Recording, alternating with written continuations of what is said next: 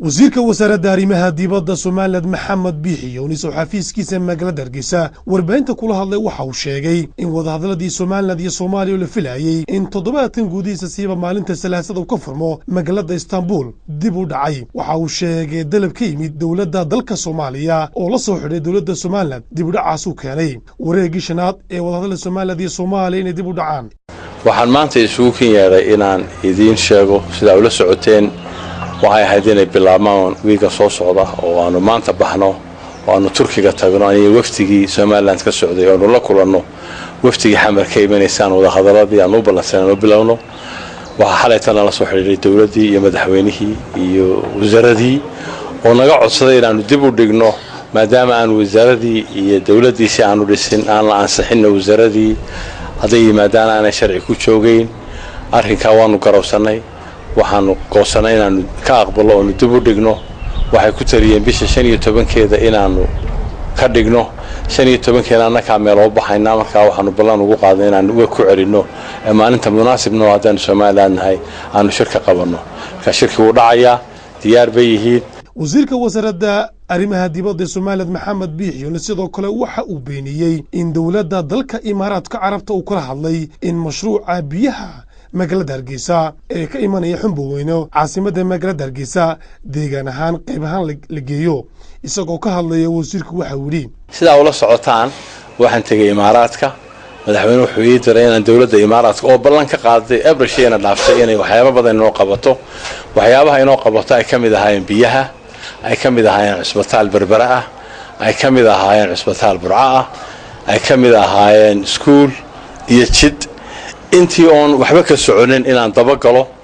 markii aan tagay Imaaraadka waan la kulmay waxaan idhi waxyaabaha balanta nooga qaadeen waxba kama socdaan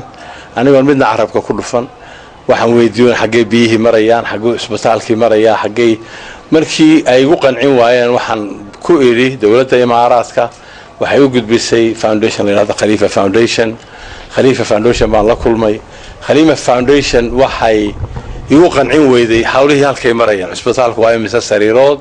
biyihii xagee marayaan marka aniguna dabcan saa ula socotaan in u joojinayo ma ihi qofna haddii wixii ummadda ballan loogu qaaday ay socon weydo dadkii ballanta qaaday baan dib ugu celiyo in hawlihii ma hayno of course qaylay kicisana dad badan oo ku xidhnaa hay'adda lafteeda oo dan khaas ku lahaa ayaa qayla kiciyay marka qofka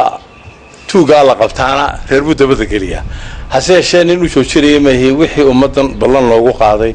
waa in la socodsiiyaa waa in biyihii Xunboweyne laga halkii loogu talagalay ay noqotaa nin maanta arigu geli kara arrimaha meeyo wasiirka biyaha qaabilsan laakiin haddaan hay wasiir khaarijiga waxa la yaalo wixii ummadda Soomaaliland ay leedahay ninkii wax Soomaaliland magaceeda ku soo qaata waxaan uga baahanahay accountability waxaan uga baahanahay transparency ma doonayno nin intuu magacayaga wax ku soo qaata meel kale wax mariya hadduu meel kale wax mariya cid baa tiriyo tol baa tiriyo reer baa tiriyo hadduu meel kasta dabada galiyay qof joojinayna ma nihin dawladuna ogolaan mayso wixii ummadda magaceeda lagu soo qaaday in la misuse gareeyo waxaanu leenahay biyihii ay ballanta ka qaaday Imaaraadku iyo hay'adda wada Xunboweyne inay ka soo qaado halkii dadka loogu talagalay ay u geyso biyo aanu bedelaynaana ma jirto biyahana shaqadeeda ma wasaaradana taageertiin foreign affairs kaleela biyaha ma qaabilsani laakiin ummadda way oomantay biyo u baahan tahay biyihii ballanta loogu qaado waa in loo keenaa waana ka aamusi maayo waana sheegaynaa. wasiirka wasaaradda arrimaha dibadda Soomaaliland Maxamed Biixi oo sidoo kale waxa uu ka jawaabay eedeymo qaar ka mid ah hogaamiyaasha xisbiyada mucaaridka Soomaaliland u soo jeediyeen xukuumadda Soomaaliland oo ah sababta xisbiyada mucaaridku ugu mid noqon waayeen wadahadalada Soomaaliland iyo Soomaaliya waxa uu sheegay in qaranka Soomaaliland ay ka wakiil tahay xukuumadda Soomaaliland golayaasha baarlamaanka iyo kuwa guurtida. Maxamed Biixi oo ka hadlay waxa uu yiri wallahi xisbi hadday midka yiri waa nasiib darro waxa tagay shirka guurtida waxa tagay shirka baarlamaanka oo mas'uulka ah ummaddu soo dooratay oo axsaabta laftooda ay soo doorteen waxa kamid ah wasaaradda iyo guurtida iyo baarlamaanka waa tagayeen marka arrimaha laga hadlayna waa arrimo qaran maaha arrimo xisbina ma khusayso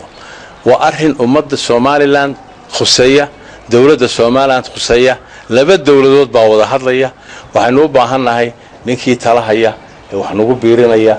inaanu diyaar u nahay inaanu dhageysano oo nu gacmaha is wada qabsano oo meel uga soo dejisano arrinkana markaa waa arrin qaran dawladana ka mas'uula annaka ka mas'uula aniga ka hormoodkoodiya ana wasiir khaarijka ana shirka liid gareynaya saasaan ku soconaysa